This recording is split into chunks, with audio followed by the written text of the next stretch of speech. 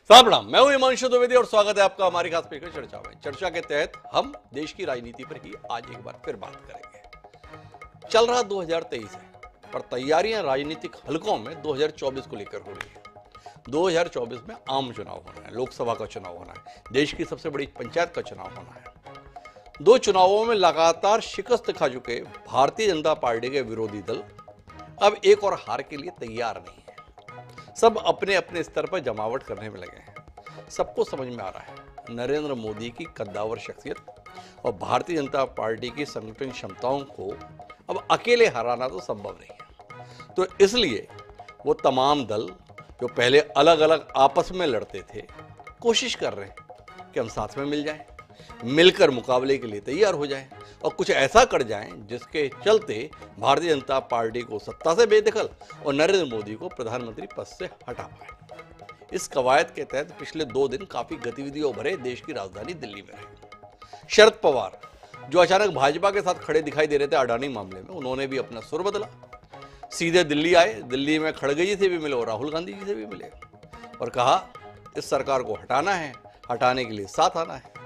नीतीश कुमार जो एक समय पर अपने आप को प्रधानमंत्री के तौर पर देख रहे थे, ऐसा उनके समर्थक बता रहे थे, वह भी दिल्ली आए, वह भी राहुल गांधी से मिले, खड़गे जी से भी मिले। उन्होंने भी कहा सबको मिलना चाहिए और मिलकर इस सरकार को उखाड़ फेंकना चाहिए। साथ में ये भी कहे मैं 2024 में प्रधानमंत्री पद के लिए कोई चेहरा नहीं। अरविंद केजरीवाल से भी मिले, वो केजरीवाल जो भाजपा और कांग्रेस के इतर तीसरी शैली की राजनीति की बात करते थे, उनका भी स्वर बदला। बोले सबको मिल जाना चाहिए, इस सरकार को हटाना चाहिए। तो आज हम इसी पर बात करेंगे, समझने की कोशिश करेंगे कि क्या वाकई ये लोग मिल रहे हैं, और मिल रहे हैं तो क्या भाजपा और नरेंद्र मोदी के लिए चुनौती बन रहे हैं, या इनका मिलना भाजपा और नरेंद्र मोदी को और अधिक मजबूत करेगा। क्योंकि नरेंद्र मोदी का भी स्वर पिछले कुछ समय से बदला हुआ है। वो इन लोगों के इकट्ठे होने को ही निशाना बना रहे हैं और बता रहे हैं मैं जो कुछ भी कर रहा हूं देश के लिए कर रहा हूं, भ्रष्टाचार के खिलाफ कर रहा हूं, और जिन लोगों को भ्रष्टाचार के खिलाफ कार्रवाई से परेशानी है वो सब मिल रहे हैं, इसलिए आप मेरा साथ दीजिए, यानी जनता साथ दीजिए। तो कुल मिलाकर इस जमावट पे आज बात करते हैं। कई खास मेहमान हमारे साथ इस दिलचस्प राजनीतिक चर्चा का हिस्सा बनने के लिए मौजूद है। उनसे आपका परिचय कराएं और राजनीतिक घटनाक्रम पर कुछ बात करें। उससे पहले लेकिन समय है आज के विचार सूत्र। हमारा आज का विचार सूत्र एकता को समर्पित है। हमारा विचार सूत्र ये कहता है कि जब वे एक हो जाते हैं तो कमजोर भी मजबूत हो जाते हैं। फ्रेडरिक वॉन शिलर जर्मन दार्शनिक और इतिहासकार, उन्होंने ये कमाल की बात कही थी। जीवन का तजुर्बा ऐसा है कि इसे हमारे गांव के बुजुर्ग भी सामान्य तौर पर कहते रहते हैं, पर दिक्कत यह है कि हम सब अपने निजी स्वार्थ में ऐसे उलझ जाते हैं कि सामूहिकता की बात, एकता की बात उस समय भुला जाते हैं। विपक्ष के साथ तो इस देश में ये तकलीफ काफी पुरानी है। तो क्या इस बार विपक्ष इसे भुला देगा और एक हो जाएगा, या नरेंद्र मोदी और भाजपा का भय इन्हें एक बनाए रखेगा? जहन में रखते हैं इस बात को और अपनी चर्चा को आगे बढ़ाते हैं।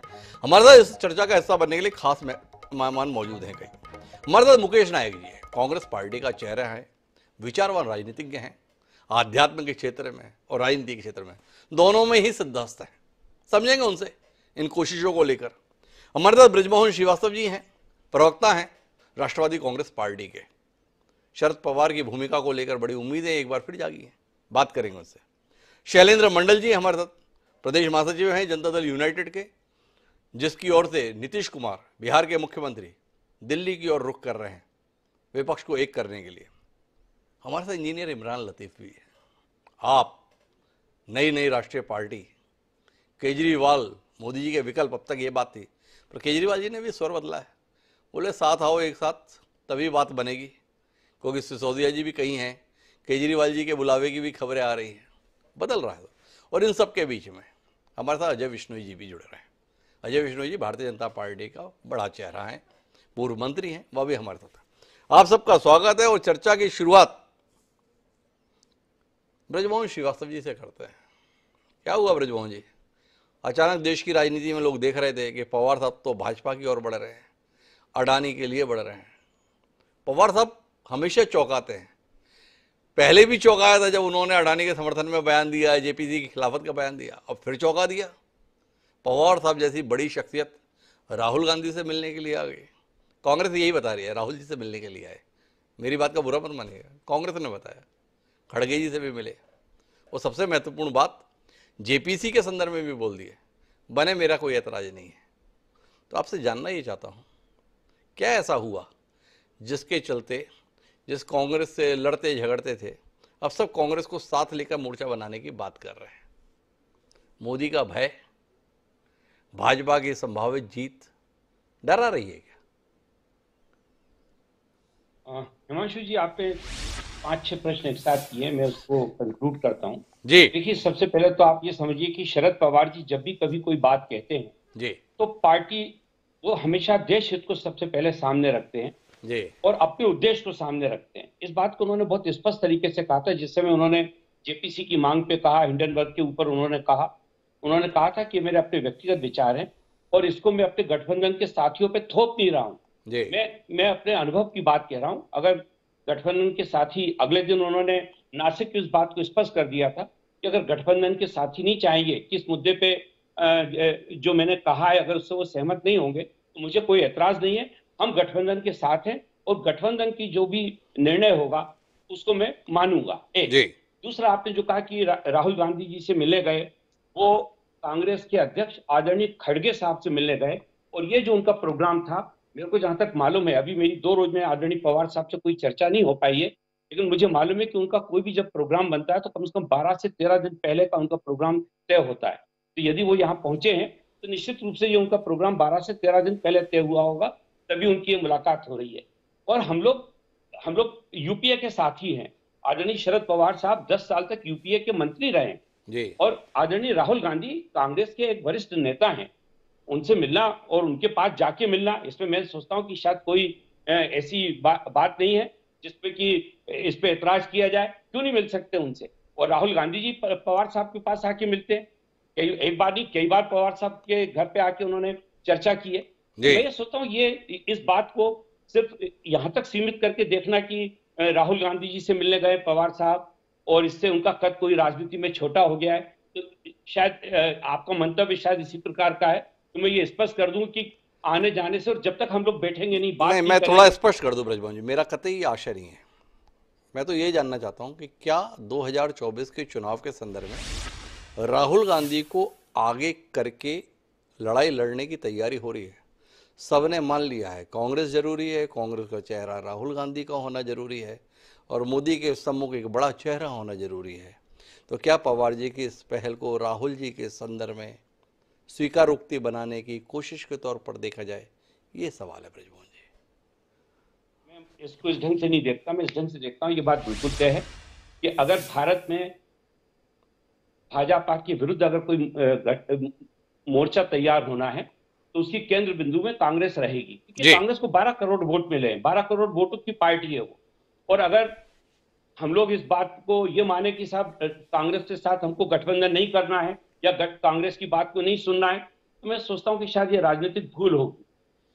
अगर और कांग्रेस के साथ बैठ के बात करना तो जरूरी है, इसमें मैं सोचता हूं कि कहीं कहीं कि किसी प्रकार का कोई मुद्दा नहीं है। जहां तक बात आपने पूछा क्या राहुल गांधी जी के नेतृत्व को स्वीकार किया, अभी नेतृत्व की तो बात ही नहीं आई है। जी अभी तो बात यह है कि सारे लोग मिलकर, जितने भी लोग जो भारतीय जनता पार्टी की कार्यप्रणाली से असहमत है, उनका लोकतंत्र और संविधान को जिस प्रकार से वो नुकसान पहुंचाने का काम कर रहे हैं, उससे उससे जो लोग असहमत लोग हैं, उन सारे लोगों को एक मंच पे आना है, सारे लोगों को एक साथ बैठना है। तो पहले आदमी बैठे, और क्योंकि ब्रजमोहन जी, आप किसी थोड़े भी विचारवान राजनीतिज्ञ हैं, महज अपनी पार्टी तक सीमित नहीं रहते हैं, देश दुनिया के संदर्भ में एक व्यापक आयाम पर देखते हैं। एक सवाल और लेता हूं फिर आगे बढ़ता हूं। क्या चेहरा विहीन गठबंधन नरेंद्र मोदी की शख्सियत को चुनौती दे पाएगा? अतीत में भी अगर दृष्टि डालें, इंदिरा गांधी का दौर था, तो इंदिरा गांधी के दौर में चुनौती के लिए जयप्रकाश नारायण जैसी कद्दावर शख्सियत थी। राजीव गांधी के खिलाफ भी एक वातावरण बनाया तो उसमें विश्वनाथ प्रताप सिंह के रूप में एक चेहरा सामने आया। अटल जी लंबे समय तक एक चेहरा रहे और 2014 में भी अगर चमत्कारिक प्रदर्शन भाजपा ने किया तो शायद आप इत्तेफाक रखेंगे मेरी बात से कि उसमें एक बड़ी भूमिका नरेंद्र मोदी के चेहरे की थी।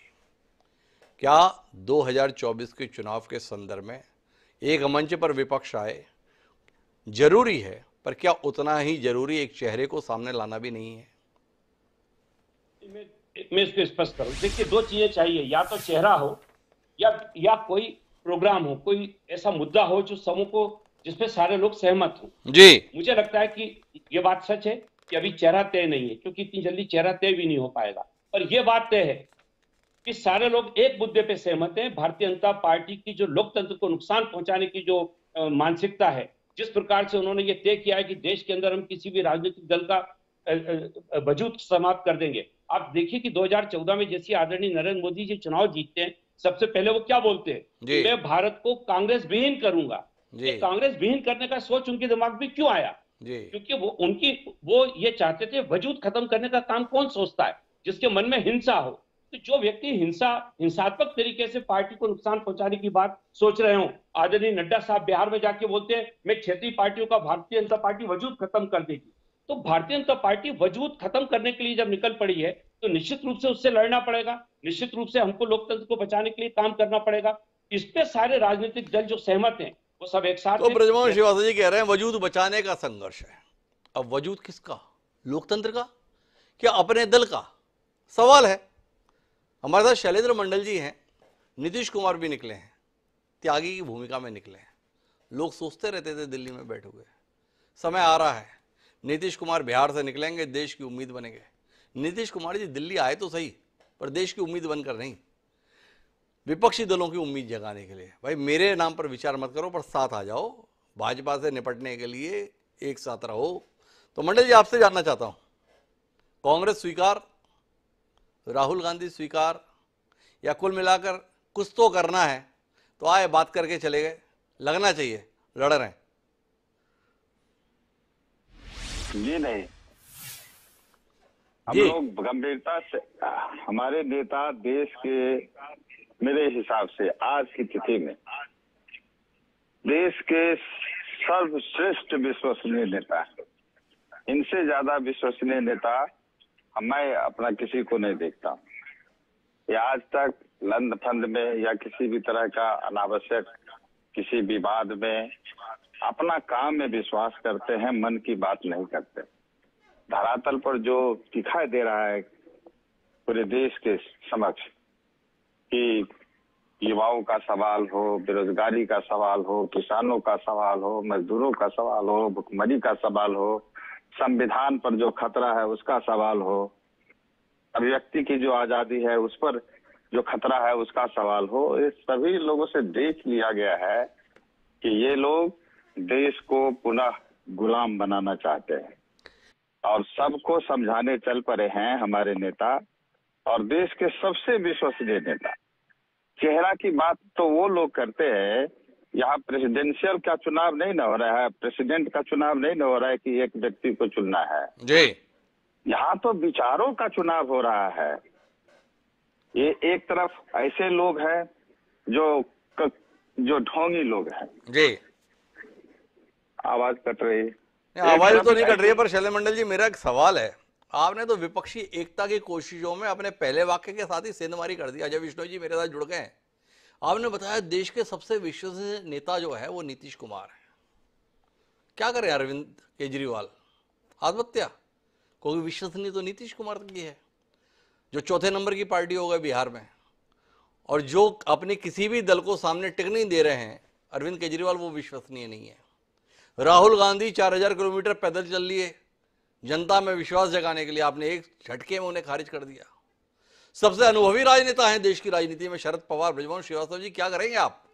आपके सामने बताया है आपके साथी ने, पवार जी अनुभवी होंगे पर विश्वसनीय सबसे ज्यादा जो है वो नीतीश कुमार है। तो आपसे जानना चाहता हूं मंडल जी, ऐसे बयान के साथ, ऐसे दावे के साथ एक मंच पर कैसे आएंगे विपक्षी?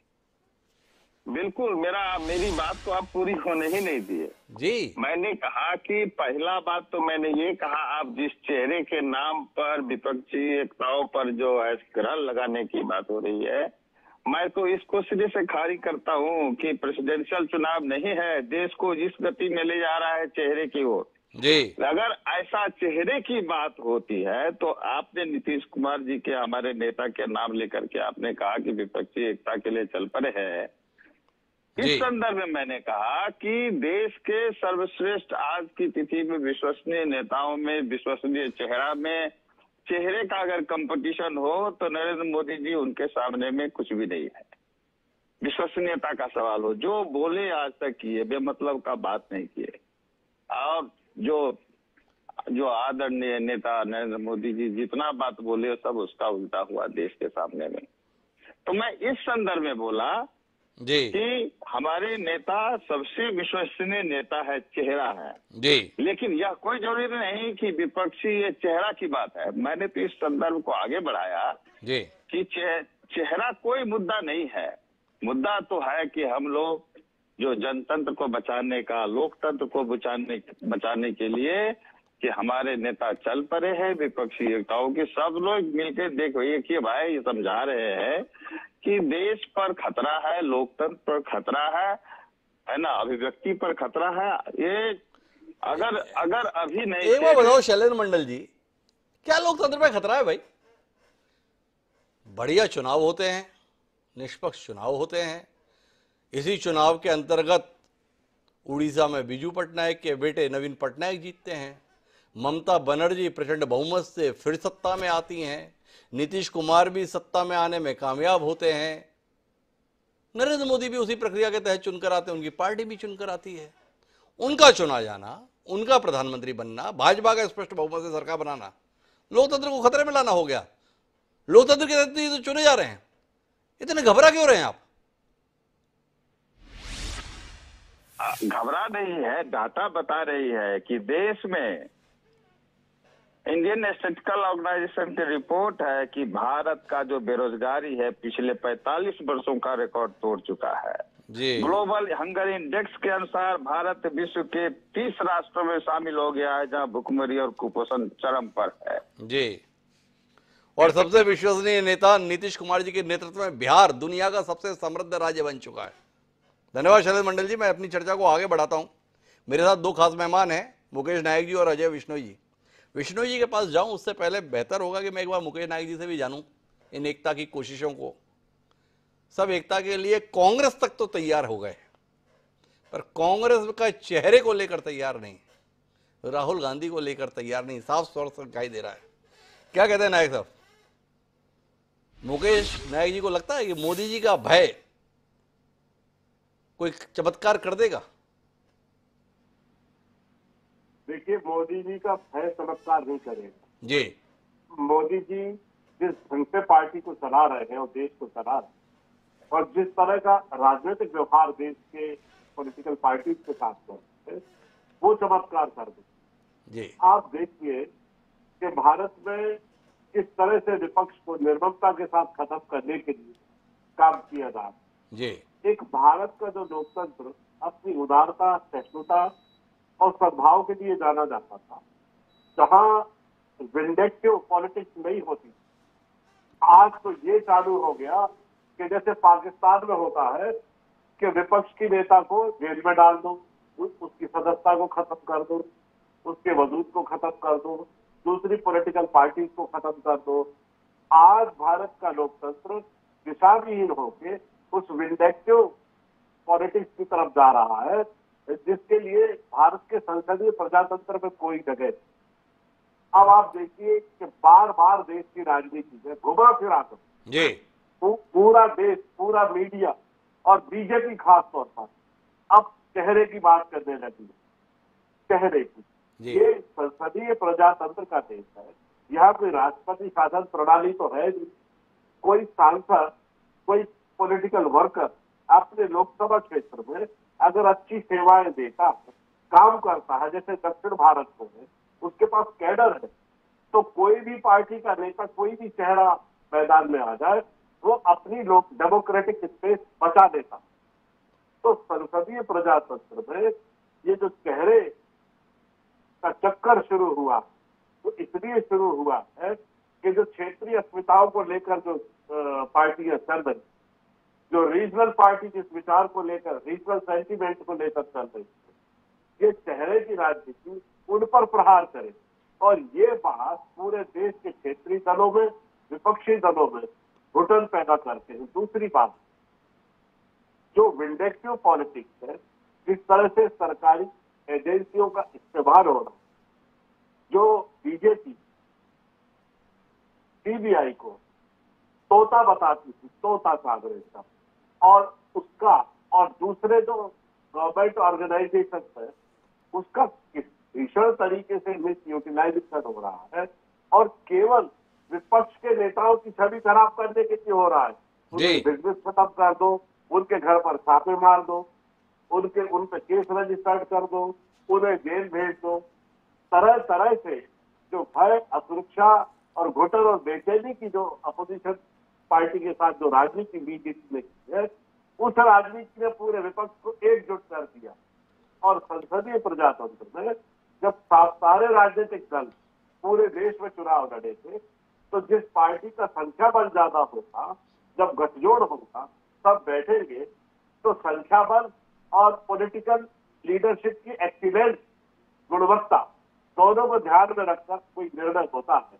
सबसे पहले तो ये देखा जाता है, किसी भी व्यक्ति के नाम पर अगर सहमति बन रही है तो वो प्राइम मिनिस्टर मटेरियल है या नहीं है। तो दूसरी चीज ये देखी जाती है कि जिस राजनीतिक दल के सबसे ज्यादा सदस्य जीत कर आए हैं, तो जो पॉलिटिकल हम जब समान विचारधारा के आधार पर एक कार्यक्रम को तय करेंगे, उस कार्यक्रम के क्रियान्वयन के लिए हम किस नेता को आगे करें। मैं अजय विष्णु जी के पास जाऊं उससे पहले नायक साहब आपके तर्क के संदर्भ में एक सवाल करना चाहता हूं। ये चेहरे के सवाल पर आपको इतनी नाखुशी क्यों है? आपकी तो पार्टी चेहरे के आधार पर ही देश में समर्थन हासिल करती रही है। नेहरू जी चेहरा थे, जनता रीझ जाती थी, झोली भर भर जाती थी वोट से। इंदिरा गांधी चेहरा थी, जनता मर मिटती थी। लोग कहते थे लैंप पोस्ट को भी खड़ा कर दो वो जीत जाएगा, ऐसा चेहरा होता था। राजीव जी का भी चेहरा था। क्या बात है, राहुल जी के चेहरे में दम नहीं है तो आपको लग रहा है चेहरे की बात करने की जरूरत नहीं है? आपसे जानना चाहता हूं नायक साहब, क्या आपको नहीं लगता, आपका तो इतना अध्ययन है, कि नरेंद्र मोदी को एक चेहरे के तौर पर भारतीय जनता पार्टी ने प्रस्तुत किया हुआ है? उसके सामने चेहरा चाहिए, मौन नहीं। जरूरत नहीं समझ रहे। 4,000 किलोमीटर की यात्रा के बाद भी राहुल गांधी को पेश करने में संकोच, कमजोर है आपका नेता, टिकेगा नहीं। देश को केवल चेहरा नहीं चाहिए जी, इस देश को चाल चरित्र भी साथ में चाहिए। ये बहुत 140 करोड़ देश का जो समृद्ध विविधता का देश है जी, इसको जो पॉलिटिकल लीडर है वो किस दृष्टि से देखता है, इस समृद्ध विविधता को किस तरह से स्वीकार करता है जी, इस समावेशी समाज को लेकर, समता मूलक समाज को लेकर उसका क्या दृष्टिकोण है, क्या दृष्टि है, ये बहुत महत्वपूर्ण है।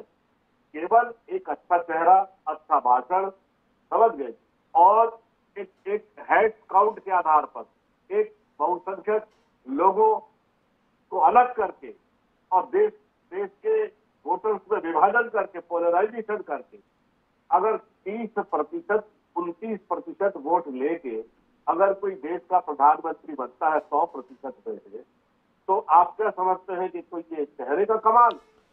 दक्षिण भारत में क्या स्थिति है बीजेपी, पश्चिम बंगाल में क्या स्थिति है आज की तारीख में बीजेपी, और यहाँ तक कि उत्तर भारत में भी जो गवर्नेंस का जहां तक मामला, परफॉर्मेंस का जहां तक मामला है, आप देखिए कि अगर परफॉर्मेंस सही होती तो ये भूख, गरीबी, अज्ञान और अशिक्षा जैसे गंभीर सवालों से ध्यान हटाकर, जीवन को स्पर्श करते हुए सवालों से ध्यान हटाकर, ये दूसरे साहब आपका अपना नजरिया लेगा। आपने सवाल किया कि बंगाल में क्या स्थिति है। आप आंकड़ा देखिए, लोकसभा में तृणमूल कांग्रेस से मात्र 4 सीटें पीछे रही भारतीय जनता पार्टी।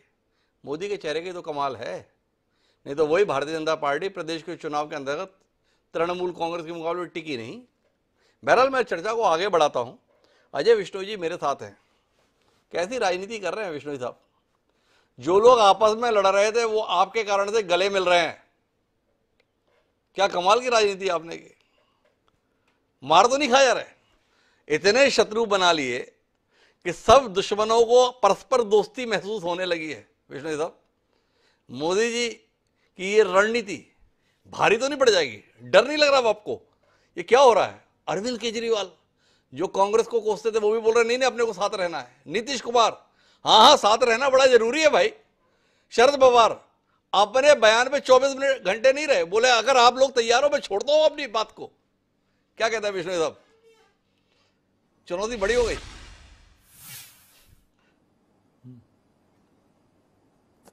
अभी तो बहुत शुरुआती क्षण है, बहुत शुरुआती पल है, बहुत सी हिचक दिख रही है अलग अलग नेताओं में, अलग अलग दलों में, किंतु परंतु के इतने सारे ढेर सारे सवाल हैं जिनके जवाब हमको किसी भी विपक्ष के नेता के पास नजर नहीं आते हैं। बात वहीं से शुरू कर लें जो चेहरे की कमजोरी दिख रही है। तो चेहरे की कमजोरी में आज की तारीख में इन्होंने चेहरा ढूंढ के निकाला है, तो ये समझते हैं कि नीतीश जी जो हैं, नीतीश बाबू के चेहरे पे ये चुनाव लड़ लेंगे। तो नीतीश बाबू बिहार में ही कोई कमाल नहीं दिखा पाए अपने चेहरे के साथ में। सबसे छोटे दल के सब मुख्यमंत्री बनके इतने लंबे समय से बैठे हुए हैं, उनने अपना कमाल वहां नहीं दिखा पाए हैं। पूरे देश भर में क्या कमाल दिखा देंगे? स्वीकारता और स्वीकारोक्ति की बातचीत है, तो अभी जो 2-3 दिन पहले राहुल गांधी के यहाँ जाके ये मिले हैं, वहां पर भी जिस वक्त ये मिले तब तक तो ठीक था, इकट्ठे बैठना चाहिए, मिलना चाहिए, से एक दल बनाना चाहिए, साथ लड़ना चाहिए, वहां तक भी ठीक था। नेता कौन होगा, नेतृत्व कौन होगा, तो इस पर सब मौन थे, कोई उस विषय को फैसला नहीं कर पा रहा। कई चीजें ऐसी हैं जो समझ में नहीं आ रहा। ये नीतीश जी जो गए राहुल गांधी से अलग मिल लिए और केजरीवाल से अलग मिल लिए, जरा दोनों को एक साथ बिठा के बात तो करते कि नई दिल्ली में क्या करोगे भाई आप, राहुल गांधी क्या सीट लड़ेंगे या सारी की सारी केजरीवाल को छोड़ देंगे? हम वहां पर पंजाब में क्या करेंगे, पंजाब में भी क्या केजरीवाल के लिए सब कुछ छोड़ देंगे, कांग्रेस पीछे हट जाएगी? बंगाल में ममता बनर्जी और इनके दोनों के बीच में आपस में किस तरीके से तालमेल और किस तरीके से ये सामंजस्य बिठाने वाले हैं? ऐसे एक नहीं किंतु परंतु के अनेकों सवाल हैं, इनका इनके पास कहीं कोई जवाब नहीं है।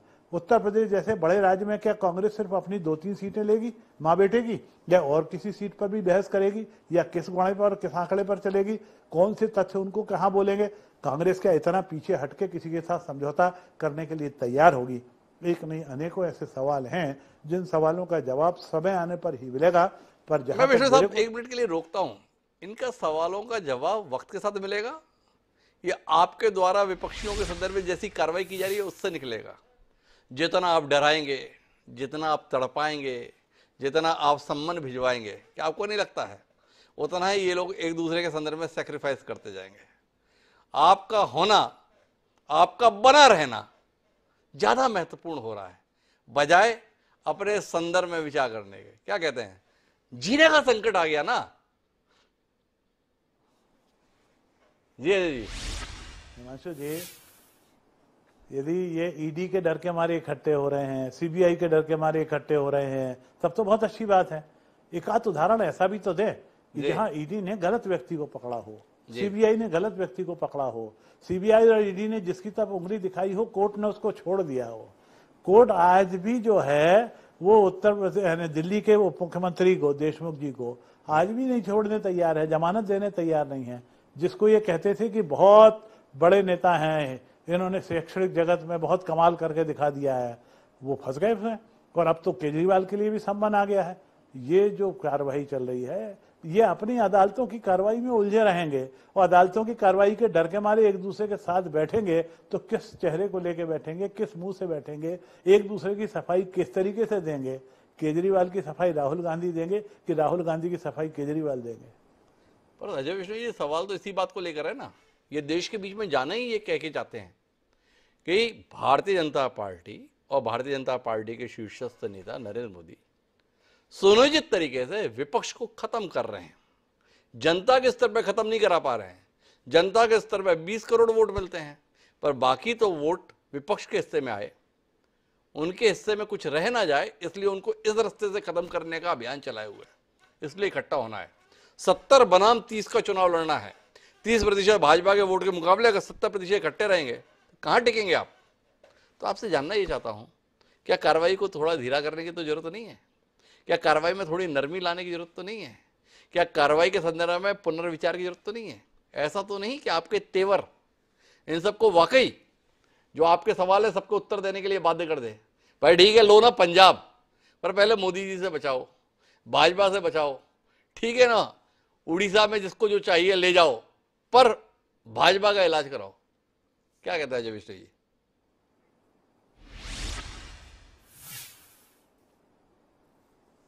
जी। जिसको जो चाहिए वो ले जाओ, ये भाव आ जाए तो वाकई में ये लोग इकट्ठे हो जाएंगे। पर ईमानदारी की बात यह है हिमांशु जी, अब हेलो जी हेलो जी जी जी आपकी आवाज आ रही है। किस चीज से बात कर रहे हैं आप? हिमांशु जी मुझे बोलना है कि हाँ अजय जी आपको ही बोलना है, आपकी आवाज आ रही है मुझे। नहीं, मैं ये कह रहा था कि जिसे जो चाहिए ले जाओ, ये भाव पैदा हो जाएगा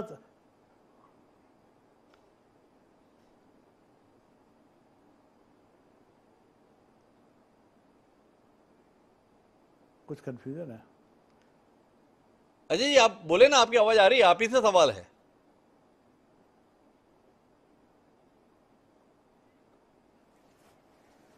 अच्छा, मैं वही कंफ्यूजन में था कि मेरे से बात हो रही है, किससे बातचीत हो रही है। यानी अभी जो परिस्थितियां ये बनाने की, जैसे ये कह रहे हैं ना कि ये झूठा डरा रहे हैं लोगों को, इनके चेहरे खत्म करने की कोशिश कर रहे हैं। अभी आपने इस बात को कहा ना कि एक एक करके चेहरों को पब्लिकली नहीं निपटा रहे हैं, हम इनको जो है इनकी छवि खराब करने की कोशिश कर रहे हैं। तो भाई ये लोग क्या कर रहे हैं? अडानी का शोर मचा रहे हैं, हिंडनबर्ग का शोर मचा रहे हैं, जेपीसी की मांग कर रहे हैं। ये क्या कोशिश कर रहे हैं? ये भी तो कोशिश कर रहे हैं कि चूंकि हम कहीं भी किसी प्रकार से मोदी जी को नहीं घेर पा रहे हैं, प्रधानमंत्री की छवि को खराब नहीं कर पा रहे हैं, तो किसी भी मामले को करो। अब जेपीसी वाली बात इतनी सामान्य रूप से समझदारी की बातचीत है कि जेपीसी से ज्यादा महत्वपूर्ण काम तो हमारी सुप्रीम कोर्ट कर रही है। सुप्रीम कोर्ट के निर्देश पे एक्सपर्ट्स की कमेटी बनी है, वो जांच कर रही है। वो एक्सपर्ट्स की कमेटी जांच करेगी कि सांसदों की कमेटी जांच करेगी? कौन किस नतीजे पर पहुंचेगी? एक बार सांसदों के एक्सपर्ट्स की कमेटी की जांच आ जाए, फिर सांसद उसका उधेड़बन करते रहे, पोस्टमार्टम करते रहे, फिर जेपीसी बन जाए तो बात समझ में आती है। इस छोटे से मुद्दे पर इन्होंने, जेपीसी के मुद्दे पर पूरी लोकसभा सत्यानाश कर दी, बजट सेशन चलने नहीं दिया। बेरोजगारी की बात आज की तारीख में आपके मंच पर बैठकर बात कर रहे हैं, बेरोजगारी की बात वहां नहीं करी। महंगाई की बात आज टीवी पे बैठ के करने तैयार हैं। महंगाई का उन्होंने वहां पर क्यों नहीं रोया? वहां तो उनको सिर्फ जेपीसी दिखी, क्योंकि उनको यह लगता था कि अडानी के नाम पे हम उनकी छवि को खराब कर देंगे। अल्टीमेटली इनके ज्वाइंट जो फ्रंट बना हुआ था, जिसने जेपीसी और अडानी के नाम पर इतना हल्ला किया, उसकी हवा तो स्वयं पवार जी ने निकाल दी। आज की तारीख में ना तो उनके पास जेपीसी का कोई मुद्दा बचा, ना हिंडनबर्ग और अडानी का कोई मुद्दा बचा। और इसके बाद बाहर आने के बाद में अब ये फिर इकट्ठे होने का जो प्रयास करेंगे, ये बात आपका कहना ठीक है। आज की तारीख में ये सब डरे हुए हैं, चोर चोर मौसेरे भाई। पर चोर चोर मौसेरे भाइयों के दम पे कोई सेना नहीं खड़ी होती, और सेना ये खड़ी भी कर ले तो विश्वास जनता का कहां से अर्जित कर पाएंगे? जनता इनके ऊपर विश्वास नहीं करेगी, ना अभी करेगी और न चुनाव के बाद यदि कहीं का धोखे धंधे से मेजॉरिटी में आ भी जाए तो लड़ मरेंगे। ये जनता जरूर अच्छे तरीके से जानेगी। इसलिए इनकी सारी विपक्षी एकता जो है, वो विपक्षी एकता कहीं भी। तो अजय विष्णु जी तो कोई गंभीरता से लेने के लिए तैयार नहीं है। उन्होंने तो टिप्पणी कर दी, चोर चोर मौसरे भाई। इंजीनियर इमरान लतीफ जी हमारे साथ हैं, आम आदमी पार्टी के नेता हैं। अरविंद केजरीवाल देश के लिए संभावना थे। क्या हो गया इमरान जी? अरविंद केजरीवाल भी बोल रहे भैया सब मिल जाओ और भाजपा के खिलाफ लड़ जाओ। क्या हुआ? अपने आप से भरोसा चला गया? राहुल गांधी के नेतृत्व में मैदान में जाने के लिए तैयार हैं? क्योंकि बाकी सारे नेता बोल रहे हैं कांग्रेस के बगैर गठबंधन का कोई मतलब नहीं। आप तो कांग्रेस के खिलाफ ही लड़के अस्तित्व में आए, अब कांग्रेस के साथ लड़ेंगे तो आपकी विश्वसनीयता क्या रहेगी? साख क्या रहेगी? इज्जत क्या रहेगी? भरोसा क्या रहेगा? बड़ा गंभीर सवाल आ गया है महाराज जी। चाहे आम आदमी पार्टी की बात करें, चाहे अरविंद केजरीवाल जी की बात करें, और चाहे देश की किसी भी विपक्षी पार्टी या उसके नेता की बात करें, उसके मुखिया की बात करें, देश से बड़ा कोई नहीं। और अरविंद केजरीवाल जी ने इस बात को पहले दिन से कह के रखा है, जब से हम लोग राजनीति में आए, आंदोलन में आए, पार्टी बनाई, सरकार में आए, विस्तार हुआ, राष्ट्रीय पार्टी बने, हर एक मरहले पर आम आदमी पार्टी के मुखिया अरविंद केजरीवाल जी इस बात को हम कार्यकर्ताओं को भी समझाते रहते हैं कि देश पहले है, पार्टी बाद में है, दल बाद में है, नेता बाद में। और आज देश पे बनाई है। आज हो क्या रहा है देश भर के अंदर? आज देश भर के अंदर हो ये रहा है कि जो देश की लोकतांत्रिक व्यवस्था की सबसे मजबूत रीढ़ में से एक पिलर है विपक्ष जी, उसको गैर कानूनी तरीके से, असंवैधानिक तरीके से ढहाने का प्रयास भारतीय जनता पार्टी की केंद्र सरकार अपनी लठैत एजेंसियों के जरिए कर रही है। जी जब संविधान नहीं रहेगा, जब लोकतंत्र नहीं रहेगा तो देश कहां बचेगा? और जब देश ही नहीं बचेगा तो काहे का प्रधानमंत्री और काहे का नेता और काहे की पार्टी? तो अभी तो मामला देश को बचाने का है। देश को लूट के खाया जा रहा है, देश के खजाने को लूट के कंगाल किया जा रहा है। मामला वहां पर उस चोरी को रोकने की बात है। बेरोजगारी से पूरे नौजवान जो है त्राहिमाम त्राहिमाम कर रहे हैं। उनको कुछ राहत देने की बात है, कुछ सुकून देने का काम करने की जरूरत है और उसके लिए एक होना जरूरी है। क्योंकि भारतीय जनता पार्टी के बस की बात नहीं है, क्योंकि भारतीय जनता पार्टी का सिर्फ एक सच है कि ये बेईमान पूंजीपति मित्रों के सामने घुटनों के बल जाकर भारतीय जनता पार्टी और केंद्र सरकार बैठ गई है। इनसे कुछ नहीं हो सकता है।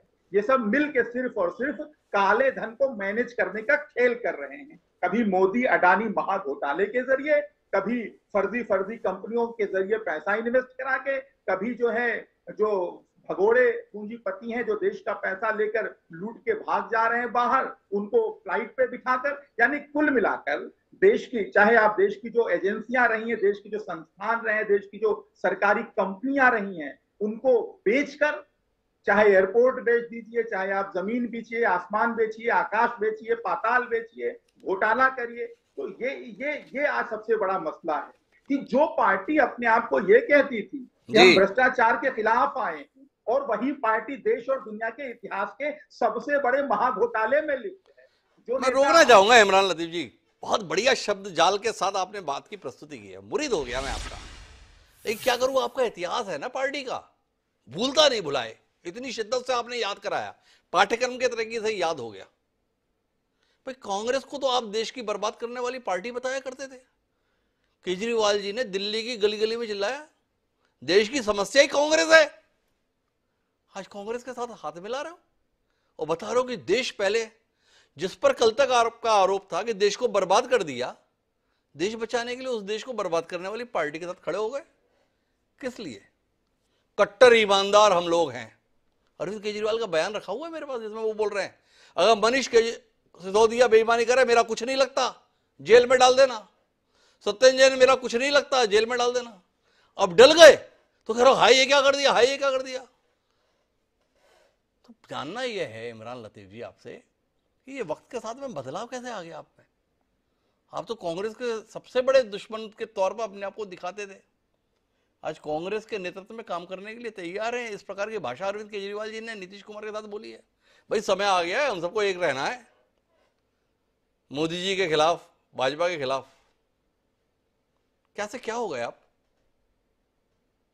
देखिए हिमांशु जी, हम भाजपा के खिलाफ क्यों हैं, उसके लिए सैकड़ों तथ्य मैंने 2 मिनट के अंदर आपको गिना दिए जी। और दूसरी बात जो आप कह रहे हैं, कांग्रेस के साथ, बिल्कुल कांग्रेस के हम कोई बहुत बड़े हमदर्द नहीं है, इस बात को हम अब भी कह रहे हैं। लेकिन कांग्रेस के साथ जो हमारी दुश्मनी रही है, जो विरोध रहा है, जो मतभेद रहा है, वो कभी हमारी देशभक्ति के ऊपर हावी नहीं हो सकता है। मैं बार बार कह रहा हूं, देश बचेगा तब तो लूटेंगे खाएंगे ये लोग। अभी मसला देश को बचाने का है। तो देश कौन से खतरे में आ गया इमरान लतीफ जी, थोड़ा हमें ये भी पता चल जाए। देश को बचाने का है, क्या हो गया देश के संदर्भ में? आप चुने गए, दिल्ली में शपथ नहीं दिलाई आपको, अरविंद केजरीवाल मुख्यमंत्री नहीं बनाए गए, नीतीश कुमार जी ने भाजपा का साथ छोड़ के लालू यादव जी की पार्टी के साथ हाथ मिला लिया, मुख्यमंत्री नहीं बनने दिया उनको, शपथ नहीं हुई उनकी। ममता बनर्जी प्रचंड बहुमत के साथ भाजपा की तमाम कोशिशों के बावजूद जीत गई, राज्यपाल ने शपथ कराने से इंकार कर दिया। क्या धारा 356 लग गई?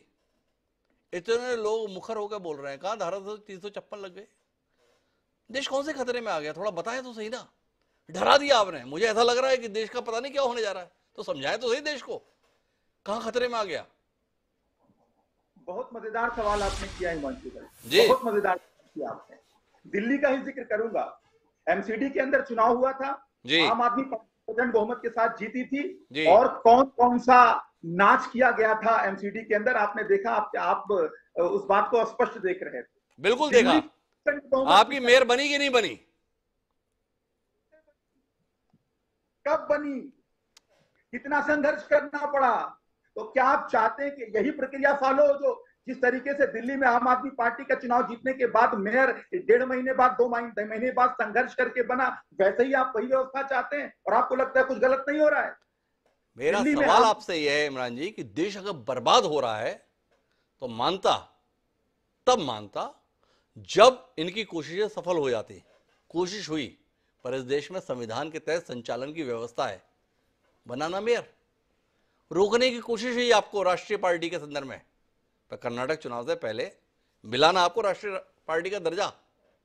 तो मेरा सवाल इस बात को लेकर है, क्या वाकई आपको लग रहा है ये देश इतना कमजोर है, या एक नेता या एक सरकार इतनी ताकतवर हो जा रही है कि देश में कुछ बच नहीं रहा, संविधान नहीं बच रहा, नागरिक का अधिकार नहीं बच रहा, लोगों को उनका हक नहीं मिल रहा? वाकई ऐसा है? अब मैं ईमानदारी से आपसे पूछता हूँ, कितने राज्यों में भारतीय जनता पार्टी या उसके गठबंधन की सरकार है? जी। कितने राज्यों में भारतीय जनता पार्टी या उसके गठबंधन की सरकार इस समय है? जी। उसमें जीती सरकार कितनी है और लूटी हुई सरकार कितनी, आपको कैलकुलेट करके देख लीजिए। जी। लूटी हुई सरकार कितनी है और जीती हुई सरकार कितनी है, इस तथ्य को आप भी अच्छे से जानते हैं, हम भी अच्छे से जानते हैं। जी। एक में आसाम में जब भारतीय जनता पार्टी चुनाव लड़ने के लिए जाती है तो उनके पास एक अदद नेता नहीं होता है कि जिसके नाम पर वो वहां चुनाव लड़े। ये चेहरे की बात बहुत करते हैं, बार बार चेहरा पूछते हैं, दूल्हा पूछते हैं। आसाम में चुनाव लड़ने के लिए जाते हैं, इनको चेहरा नहीं मिलता है तो इनको ईडी का सहारा लेना पड़ता है, सीबीआई का सहारा लेना पड़ता है। और वाटर स्कैम के सबसे बड़े भ्रष्टाचारी को जब ईडी के जरिए, सीबीआई के जरिए उस पर दबाव बनाकर, जांच का दबाव बनाकर उनको अपनी पार्टी में शामिल किया जाता है और उनको वहां का मुख्यमंत्री बनाया जाता है। ये कौन सी संवैधानिक प्रक्रिया, जरा मुझे इसको समझा दीजिए, मैं आज तक पता नहीं। इमरान लतीफ जी, आप कौन से तथ्यों के साथ में हैं? भाई गए थे असम में चुनाव लड़ने के लिए, तो हेमंत बिस्वा शर्मा को क्या मुख्यमंत्री बनाए थे? मुख्यमंत्री तो सर्बानंद सोनोवाल को बनाए थे, 5 साल तक बना के भी रखे, 5 साल के बाद दोबारा आए तब हेमंत बिस्वा शर्मा को मौका मिला। तथ्य ईमानदारी से रखिए ना। हेमंत बिस्वा शर्मा ईडी सीबीआई के दबाव के बाद भारतीय जनता पार्टी में शामिल होते हैं। कौन सी संवैधानिक प्रक्रिया जी? तो उसके बाद क्या वो उस जांच का जो सबसे बड़ा भ्रष्टाचार था, भारतीय जनता पार्टी के नेता कहते थे वाटर स्कैम बहुत बड़ा घोटाला है, पूरे देश का नहीं दुनिया का सबसे बड़ा घोटाला है। तो या तो आप तब गलत थे या तो अब गलत है। मुझे जाना तो था ब्रजमोहन श्रीवास्तव जी के पास, लेकिन सवाल भाजपा के संदर्भ में उठते हैं तो अजय विष्णु जी के पास आना पड़ेगा। पूरे देश में विपक्ष को यह शिकायत है, ये जो सरकारी एजेंसियां हैं ना, इसे आपने अपने विस्तार का मॉडल बना लिया है, उपकरण बना लिया है, औजार बना लिया है। विपक्ष के जितने नेता हैं या तो जेल में दिखेंगे या भाजपा में दिखेंगे, फैसला नेताओं को करना है। भाजपा में आएंगे तो सारे गुनाह माफ हैं, नहीं तो आपसे बड़ा गुनाहगार कोई नहीं, इसलिए आपकी जगह जेल में दिखेगी। अजय विष्णु जी, थोड़ा रोशनी दीजिए ना इस पे, इस कमाल के मॉडल के संदर्भ में थोड़ा आप जैसा अनुभवी राजनीतिक कुछ तो कहे।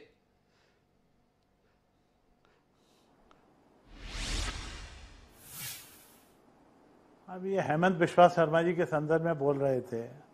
हेमंत जी, आप ही ने बता दिया कि सोनावाले जी रहे 5 साल तक, ये नेपथ्य में इंतजार करते रहे। उस 5 साल में एक भी दाग इनके ऊपर नहीं लगा, और जब कोई दाग नहीं लगा और जनता के बीच में स्वीकारता इनकी दिखी तो भारतीय जनता पार्टी ने इनको मुख्यमंत्री बना दिया। ये कौन सा पुराना इतिहास सुना रहे हैं और उस इतिहास का नतीजा क्यों नहीं निकला? जिस समय हेमंत बिस्वा शर्मा की बातचीत कर रहे थे, कांग्रेस की सरकारें थी ना उस समय, जब ये कांग्रेस में थे, तो उस समय इन्होंने कहीं क्यों कुछ नहीं किया। उस समय की बातचीत नहीं करते हैं, पुराने गड़े मुर्दे उखाड़ के नई सिरे पे बातचीत करते हैं। 1-2 उदाहरण ऐसे इनके पास होंगे वो जिसको गिना रहे हैं, पर सच्चाई ये है कि आज की तारीख में मोदी जी स्वयं या मोदी जी की सरकार के एक भी मंत्री के खिलाफ पूरे देश भर में एक भी भ्रष्टाचार का मामला नहीं लेके आ पाए हैं। हल्ला चाहे जितना मचा लें, ये 2-2 बार इतनी जोर जोर से बोलते रहे कि घोटाले, महाघोटाला। अरे कौन सा घोटाला, कितने रुपए का घोटाला, किसका घोटाला, ये भी तो बताओ भाई। कोई तथ्यात्मक बात तो करें। ये सिर्फ घोटाले के हल्ला मचा के, हवा छोड़ के, जेपीसी का माहौल बना के देश भर को आप भरमाना चाहते हैं कि देश पूरा बर्बाद होने जा रहा है। आपने जो सवाल उनसे पूछे बहुत मौजूद सवाल थे कि देश किस तरीके से कहाँ बर्बाद हो रहा है, इस बात को तो आप बताइए। कहीं किसी 1-2 प्रदेश में यदि कोई ऐसा नाम बता सकते हो कि जिसको गलत लपेट लिया गया हो, जो सिद्ध सही हो गया हो और उसको गलत तरीके से ले गए और वो छूट के वापस आ गया हो। एकाध ये नाम ले नहीं सकते हैं। ईडी और सीबीआई के हर जो भी स्टेप उठा है, जिसके खिलाफ भी उठा है, अल्टीमेटली वो कहीं ना कहीं सिद्ध हुआ है, दोषी सिद्ध हुआ है। और इसके कारण जनता आज की तारीख में ईडी और सीबीआई के किसी भी मामले को खिलाफ में नहीं मानती है। मेरे ख्याल से अपन कहीं और भटक गए हैं। विपक्षी एकता की बातचीत को फिर लेके आना हो तो 1977 के संदर्भ को जरूर याद कर लेना चाहिए।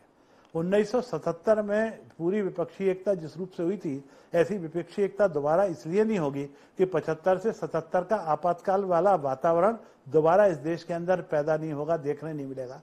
और न सिर्फ आपातकाल का वातावरण, जयप्रकाश जैसा सर्वमान्य नेता भी हमको देखने को नहीं मिलेगा, जिसको खुद कुछ नहीं लेना देना था, सब कुछ देना ही देना था। वो एकता की कल्पना आज की तारीख में विपक्ष नहीं कर सकता। अजय वैष्णव जी दो बातों को लेकर मुग्ध है। उनका कहना है कि एक तो इनके पास में जयप्रकाश जी जैसा नेता नहीं है, और दूसरा उन्हें लगता है कि 75 से 77 तक में विपक्ष इतना प्रताड़ित हुआ था, हमारे राज्य में भी इतना प्रताड़ित नहीं हुआ है कि उस तरीके के त्याग के साथ संघर्ष करने के लिए मैदान में आ जाए। इमरान जी को हस्तक्षेप करने जा रहे हैं, उनका हस्तक्षेप सुनते हैं और फिर जाके इस पर ब्रजमोहन जी की टिप्पणी लेंगे, पूछेंगे उनसे अभी प्रताड़ना कितनी बाकी है। जी इमरान जी, आप कुछ कहना चाह रहे थे? जी बिल्कुल, मैं कहना चाहता था, अभी अजय जी ने एक बात कही जी ईडी और सीबीआई की कार्रवाई के बारे में कि कितने लोगों को क्लीन चिट मिल गई और कितने लोगों को कन्विक्ट किया गया। मैं पूछना चाहता हूं कि ईडी सीबीआई का कन्विक्शन रेट क्या है, बताएंगे जरा से हमको? पिछले 8 साल के अंदर जब से ये सरकार के अंदर आए हैं जी ईडी का कन्विक्शन रेट है 0.5%। एक आंकड़ा ये हो गया। दूसरा जो है 95% केसेस में ईडी ने विपक्षी नेताओं के ऊपर ही कार्रवाइयां की हैं, उनके घर पे छापेमारी करी है। भाई क्या पूरा विपक्ष ही चोर है?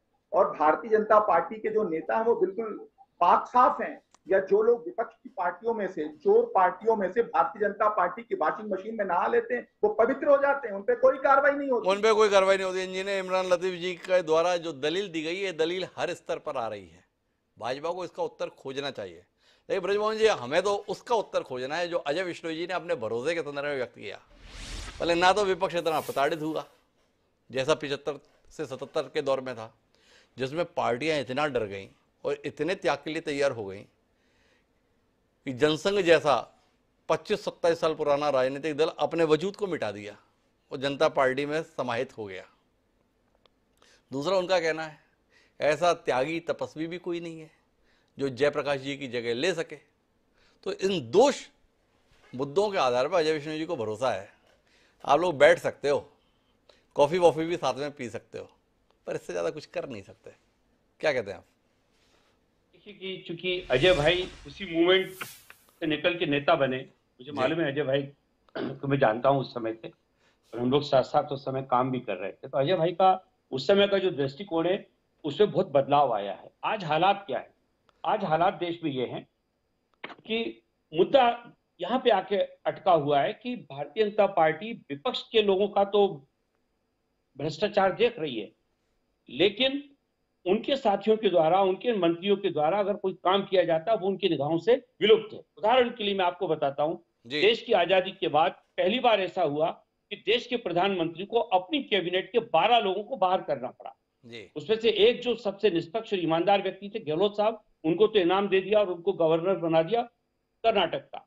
लेकिन बाकी के जो 11 जो लोग मेरे विचार से भ्रष्ट थे, क्योंकि उनके बारे में आदरणीय प्रधानमंत्री को पहले से जानकारी मिल गई थी, उन सारे लोगों को निकाल के बाहर करना पड़ा उन्हें।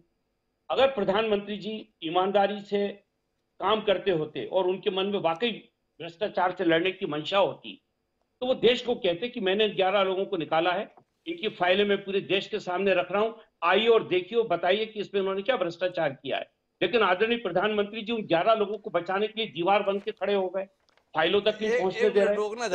जी, आपकी अपेक्षा कुछ जरूरत से ज्यादा नहीं हो गई राजनीति में?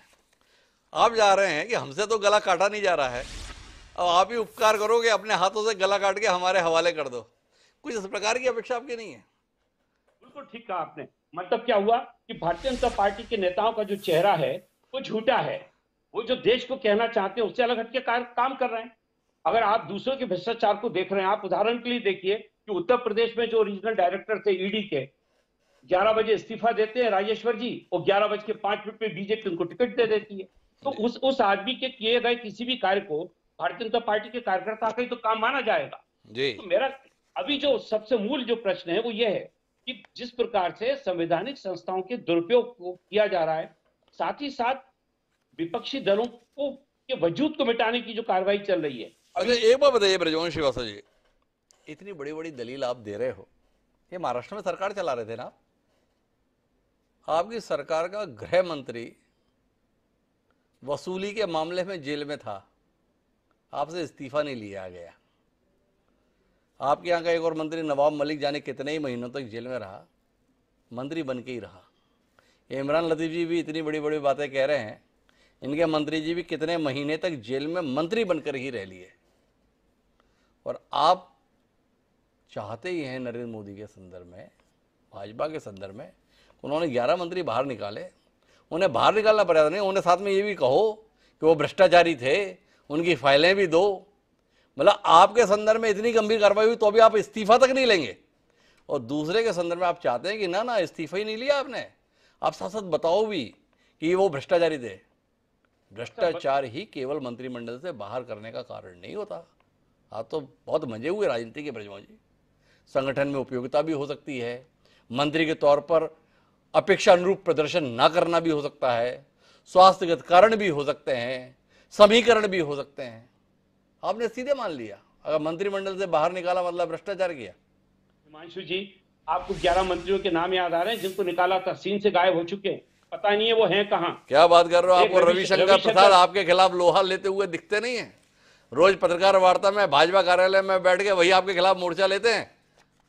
भाजपा कार्यालय में नहीं जा रहे, वो अपने घर से करते हैं। भाजपा कार्यालय में उनकी एंट्री बंद है जी। वो अपनी उपयोगिता बताने के लिए चैनल पे आ जाते हैं। ब्रजमोहन जी जो कह रहे हैं उसके संदर्भ में अजय भाई के पास कुछ कहने के लिए एक बार उनकी बात सुनते हैं, फिर मुकेश नायक जी के पास रुक करते हैं। जी अजय जी, आपका कुछ कहना इस पर? नहीं, अभी ये आपने रविशंकर जी का नाम लिया, मैं प्रकाश जावड़ेकर जी का नाम ले रहा हूं। केरल में आज की तारीख में खम ठोक के खड़े हुए हैं लगातार। वहां पे सबसे गंभीर चुनौती जो भारतीय जनता पार्टी के लिए हो सकता है, उस प्रदेश को संभाल रहे हैं, उनकी उपयोगिता वहां पर दिख रही है। ये गहलोत जी का नाम लिया, मैं गहलोत जी को जानता हूं, हम लोगों ने साथ में पार्टी में काम किया है। मैं जब प्रदेश का युवा मोर्चे का अध्यक्ष था, वो मेरे उपाध्यक्ष हुआ करते थे।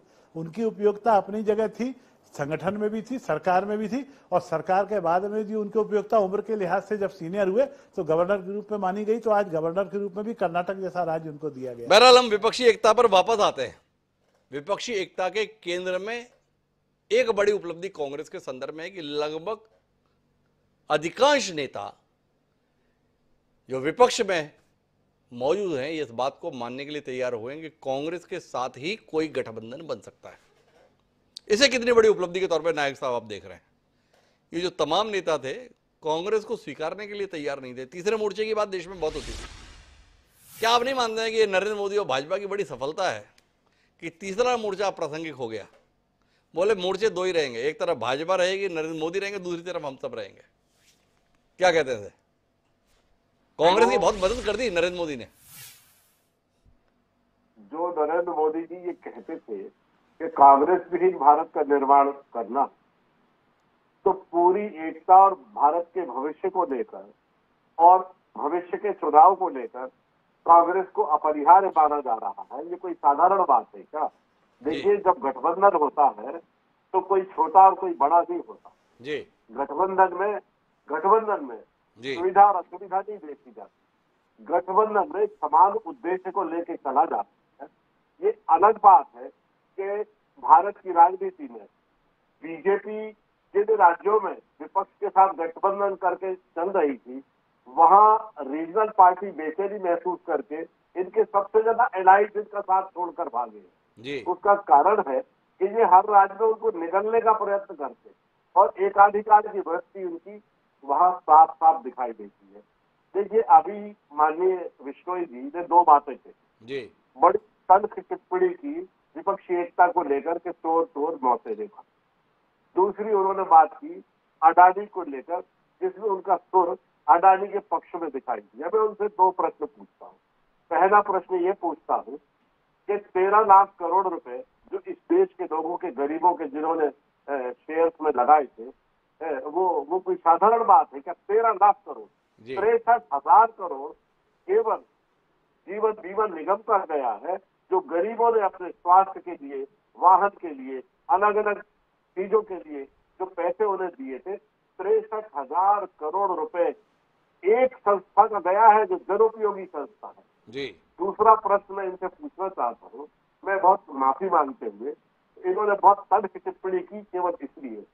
मुझे विश्नोई जी ये बताए कि जब ये मध्य प्रदेश के स्वास्थ्य मंत्री थे तो इनका कार्यकाल ऐसा रहा कि इन पूरी पार्टी ने इतने वरिष्ठ नेता होते हुए भी ये आज हाशिए में पड़े हुए हैं, इनके हाथ जोड़ लिए थे कि भैया मंत्रिमंडल में अब आप रहने दो, विधायक बन रहो। इनका कार्यकाल चिकित्सा सुविधाओं को लेकर, स्वास्थ्य मंत्री को लेकर जैसा रहा, मैं उस पर टिप्पणी नहीं करना चाहता, लेकिन इनसे यही उम्मीद की जा सकती है कि ये टेलीविजन पर ईमानदारी की और चरित्र की और एक पॉलिटिकल एक्सीलेंस की बात करें, लेकिन इनके आचरण में जो बात नहीं है उस पर तर्क टिप्पणी करने का इनको राइट नहीं है। आज तक बीजेपी इनसे हाथ जोड़े हुए है कि भैया आप हाशिए ही में रहो।